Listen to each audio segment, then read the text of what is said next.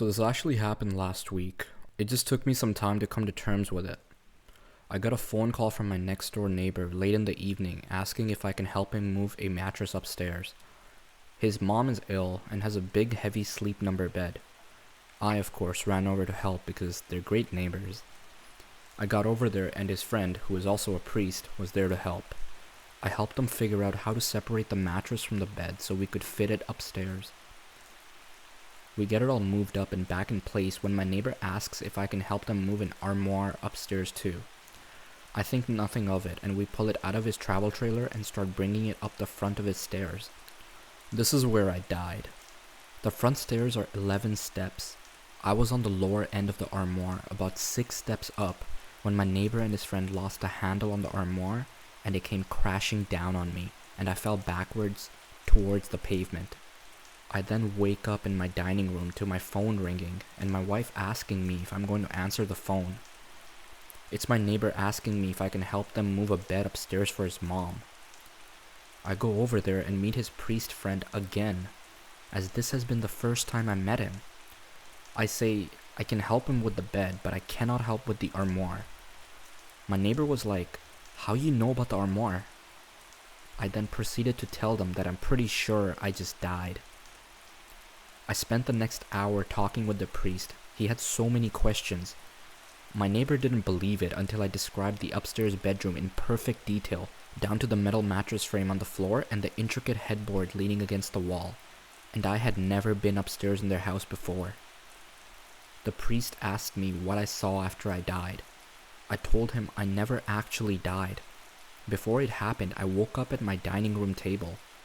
I experienced my death but woke up alive about 20 minutes earlier in my life. I like to preface this by saying my husband is an electrical engineer and I'm a teacher. We are not crazy people. So back when my husband and I were dating, my husband was in a terrible car crash. His truck hit black ice and he slid into oncoming traffic. His truck was completely totaled. So was the other truck he hit. The weird thing is though, both he and the other guy were completely fine. Not a scratch on them. All my husband had was a bruise on his knee. The first responders were baffled, as was the towing company and insurance, when they realized no one had died or was severely injured. Fast forward to a few days after the crash. My husband comes over to my apartment. We're having a conversation about a university class we're both in, and he casually asks when I got the flat screen TV sitting on the dresser. At this point, I'm very confused, because I've had the little flat screen since I was 13, and have had it the entire year, and for a little bit when we were dating. I asked him what he's talking about, as I've always had that TV. He told me to quit pulling his leg and asked me what I did with the old tube TV. I had no idea what he was talking about, and told him so. He's convinced I had a tube TV. I proceeded to get on Facebook and showed him a picture we had taken 2 weeks prior with the TV in the background. It's a flat screen in the picture. My husband goes white, like he's seen a ghost, and just stares into space for a minute. His eyes started to water. I asked him, "What's wrong?" And he said, "I swear to God, I'm not crazy. You've had a tube TV since we started dating. It was a tube TV when we took that picture." I brushed it off as his head was rattled from the accident and he didn't bring it up again. However, anytime we hung out in my room, he always looked at that TV weirdly. Fast forward 7 years, my husband and I have been married for a few years and decide that we're ready to be parents. I'm not on birth control and we decide whatever happens, happens. We're not actively trying but not preventing it either. So we're on vacation in Italy, wandering around Rome, and I feel like shit. I've had my period the week before and it was the worst one I've had in my entire life. As we're walking around, I'm suffering from back pain, chills, and horrific cramping. I go to the bathroom in a cafe and hurl my guts out. Have diarrhea and realize I'm menstruating heavily. Obviously, I'm weirded out since I had just had my period the week before. I clean myself up, go back to my husband and tell him I think I need a doctor. I have a pretty high pain tolerance, but this is insane. It's getting to the point I'm having trouble walking and I'm starting to feel pain in my shoulders. I don't want to ruin our vacation, but I'm starting to really worry.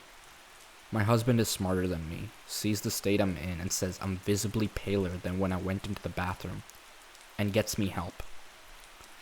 20 minutes later, I'm on a stretcher and being taken to the hospital.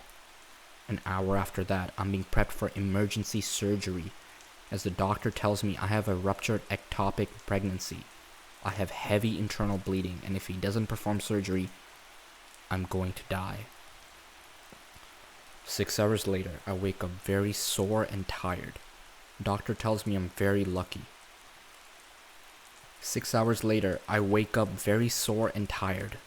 The doctor tells me I'm very lucky, and if I had waited any longer to seek medical attention, I'd be dead.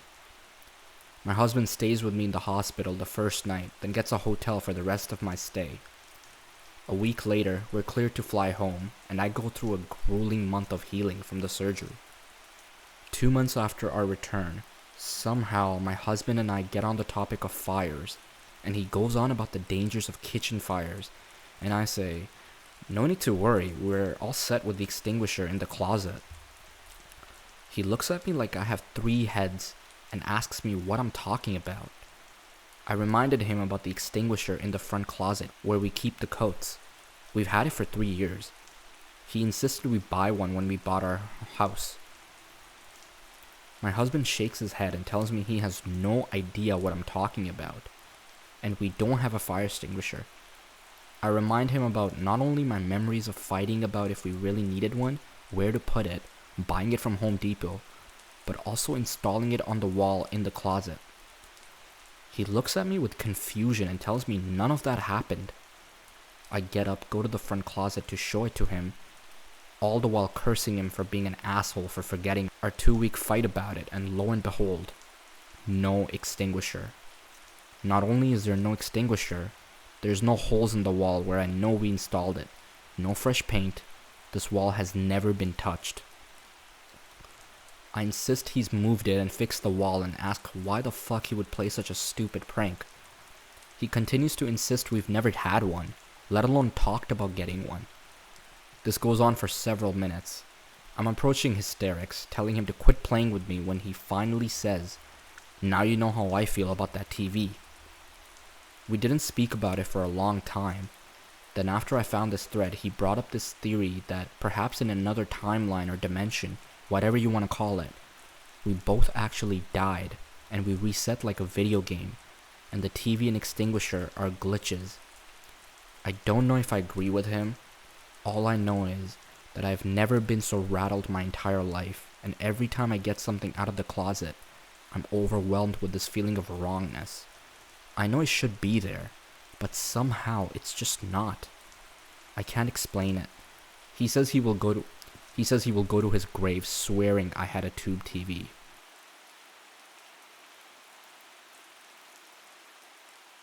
Me and my girlfriend have been living together in an apartment for 2.5 years. Everything was normal until quarantine started around 4 weeks ago, when I started noticing some odd things about her. For instance, for the last 3 weeks or so, my girlfriend has been putting sugar in her morning coffee, while throughout our entire relationship, she's always been very much against it. It may seem like a small detail, but she's always been complaining about how I don't know what real coffee is, since I put quite a lot of sugar. On the first day that I saw her drinking coffee with sugar, I asked her why she would do that, and she looked at me weirded out and said something like, "What are you talking about? I've always been putting sugar in my coffee." I felt a bit confused for a moment, but then we started talking about some other things, so I didn't think any more about it until the next morning, when she did the exact same thing and had once again the same reaction. Fast forward a little bit. The weirdest thing happened today, which is the reason I'm writing this post. In the afternoon, I was working at home. I'm employed as a PhD student at the computer science department of a university, when my girlfriend asked me what's up with a guy who I've never heard of before. I asked her who she was referring to, and she said, "Well, it's that one colleague of yours who you always talk about, the one from the company where you're employed at." I froze. and asked her to repeat, and she said the exact same thing all over again. Then I told her that I don't work at any company, nor have I ever worked at any company since I started a PhD straight after my master's degree. At this point, she completely froze, and we were just staring at each other, completely confused and shocked for a few moments. She then asked me what the fuck is going on, and I reminded her about the coffee thing the other day, and I just don't know what's going on anymore. At this point, she started crying and asked what was wrong with us. Me and her, or anyone in both our families, never have had any mental problems in the past. We don't know what to do about this.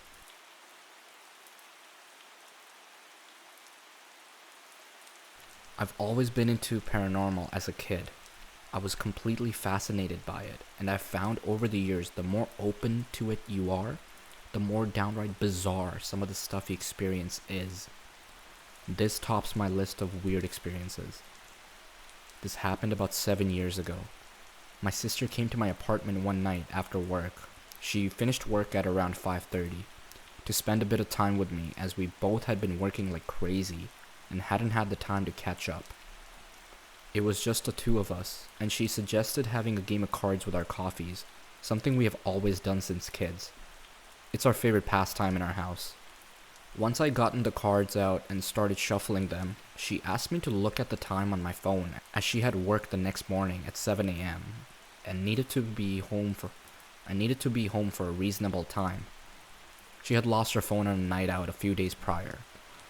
I told her it was 6:10 p.m. in the evening.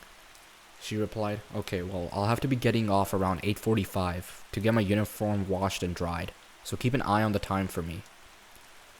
I agreed, and we started playing a bit of rummy to start with. Now, we weren't drinking alcohol or taking any drugs. We were just having a relaxed game of cards, chatting about guys and work. The usual stuff, I suppose. Everything was normal. We played cards for what felt like 2 hours easy. I mean, you can't mistake that length of time when you have had about 16 to 18 hands of rummy and were in the early stages of playing a game of poker, having got bored of the other game. Out of nowhere, I remember having the weirdest feeling come over me, like the light in the room dimmed, and I distinctly felt an electrical crackle start in the bottom of my spine and shoot all the way up to my skull. I physically jolted upright. The sensation was so intense. I looked at her, and she was looking at me all wide-eyed and silent, like she knew something was up. I blurted out, "Something's wrong, really, really wrong." Without blinking or reacting in any other way, she just says to me, "Look at the time," which I thought was the weirdest response. I picked up my phone and looked at the time. A mixture of shock and dread creeps over me. "That can't be right. It's not possible," I mumbled out loud. My phone must have glitched out or something. Getting up to turn the TV on to see what the time is on there, she's looking at me like, "What the hell is going on? What is it? What's the time?" She asks me again. I just repeat that it can't be right, and as I switch the TV on, the time flashes up in the corner of the screen. It said 6:29. She sees it and is now just as freaked out as I am. "That can't be right. Did your phone say the same time?" I showed her the screen. I pulled out a laptop to check the time and even got a watch out of my drawer to see if they all matched. And sure enough, they did.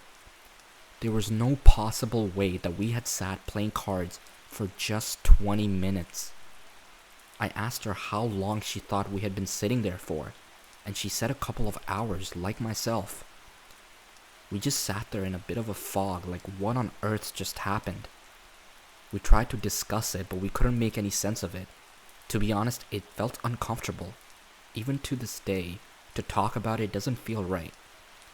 She breaks the silence with a joke, something like, "Oh well, at least I have another couple of hours to chill with you." We just tried to forget about it. I just wondered if anyone had any idea as to what it was. So this past winter, I went with my mom on a vacation to a very small town in the middle of a huge ecological park that consists of kilometers upon kilometers of desert. It's not the first time we've gone there on vacations. We just love how calm and quiet it is, the beautiful scenery, and the kind people who live in that town. Now, since it's a very small town, there's just one hotel with 5 rooms and 3 bathrooms. 2 of the 3 bathrooms are inside the restaurant that's attached to the hotel, and to get to them from any of the rooms, you have to pass various sets of doors. Because of this, at night we only use the other bathroom, which was a metal door on the other side of a small patio. I remember that the first day at the hotel I went to the bathroom, and when I tried to close the door, I couldn't close it fully because there was a crack on the wall the door was attached to. There had been an earthquake a few years prior, which was probably the culprit for this crack, since the last time we stayed at that hotel, many years ago, it wasn't there. As a result, we had to tie a string from the lock to a nail in the wall inside the bathroom in order to close it, and even then, it never fully closed. It annoyed me, but we weren't paying much, and we were the only ones staying at the hotel anyways. Well, here's how the glitch happened. And we had just come back from a walk from a nearby mountain.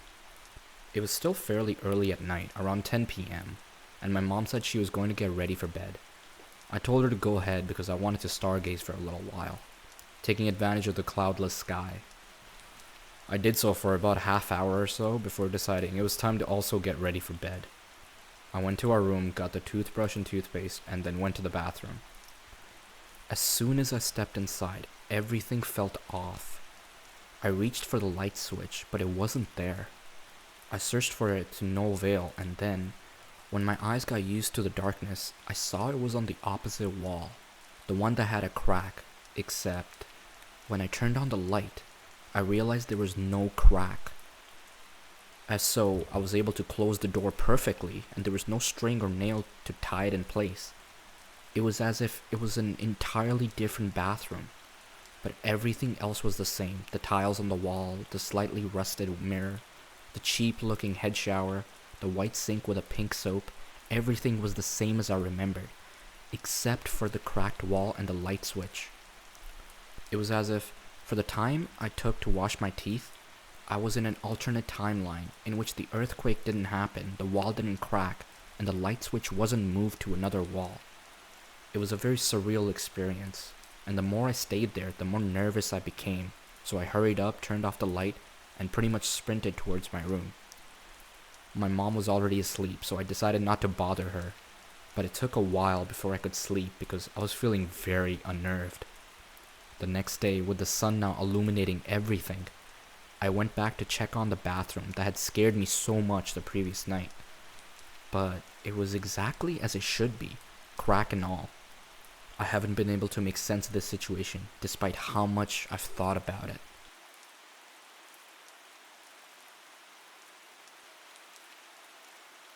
This happened in 2009, when I was 16 years old. It was the first weekend of summer, and nobody was home when I woke up at around 11 a.m. I grabbed a snack and went down to the basement to watch TV.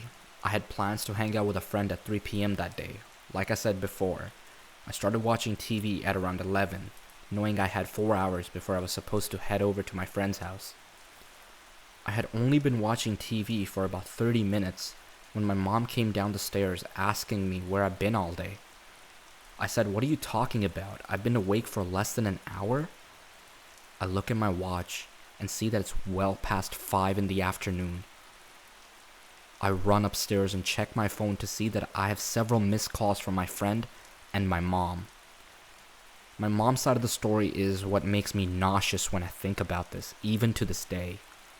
She was with her little brother at his baseball game from 1 to 3 p.m. that day.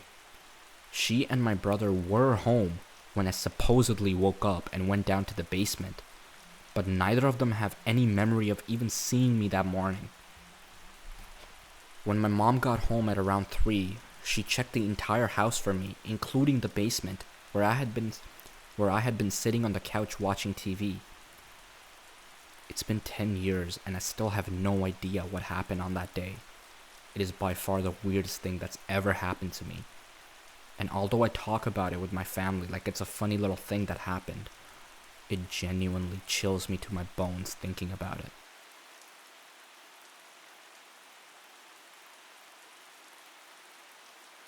Back in 2015, my mother and I were returning from the mall after doing some last-minute prom shopping. Unfortunately, we left just as rush hour started. Anyone who lives in the city knows how nightmarish rush hour can get. I had this urge to look out the driver's side window, and I spotted my grandma in the car next to us. It was even the same make and model that she always drove. At first I thought, what a coincidence, she was on the same road as us. I remember pointing her out to my mother, who did a double take and muttered something about how she didn't realize my grandma was back from vacation. I had completely forgotten she was in Mexico and lived 2 hours away from us. This woman beside us had everything my grandma had, the same mole, glasses, the same assortment of beads and air fresheners hanging from her mirror. It was her, but when we tried to get her attention, she didn't seem to notice us, or maybe she was ignoring us. Either way, she ended up turning off the highway. When we got home, I ran to my room and checked Facebook, her go-to social media. She just posted a recent picture of her swimming in the ocean, still in Mexico. I messaged her to ensure she was still on vacation, and lo and behold, she was. I told my mom and she explained it as we saw someone that looked exactly like her. I would generally accept that explanation if it weren't for all the items and defining features that confirmed that woman was, in fact, my grandmother. To this day, I have no idea what happened. So yesterday after band practice, I was driving to get my mom from work at night around 9 p.m. When I was driving through a really dark and cramped back alley, everything was going smooth. I wasn't drunk or anything. I'm not mentally ill in any way, I swear. All of a sudden, I literally heard a large crash sound and a super unmistakable beam of light. Like if I had been T-boned, but I wasn't. Everything automatically went to normal. I was on the road again and all. No cars around. When I got home from picking up my mom, I checked my car for scratches, marks, or bumps, and it was perfectly fine. The crazy part that brought me to consider the Matrix theory is, this morning I asked my guitar players to send me the recordings of our practice. I listened to them in complete silence with them yesterday many times. I knew exactly what happened, where it happened, and all. There was a chunk of the practice absolutely missing. I said, hey, where's the other half of the recording? And he said, what do you mean? You had to leave practice early yesterday to get your mom from work. I almost got nauseous. That's impossible. I left late. I was tight on time. Did I hop into a reality where I left earlier to get my mom, ultimately avoiding the car crash? Did I die?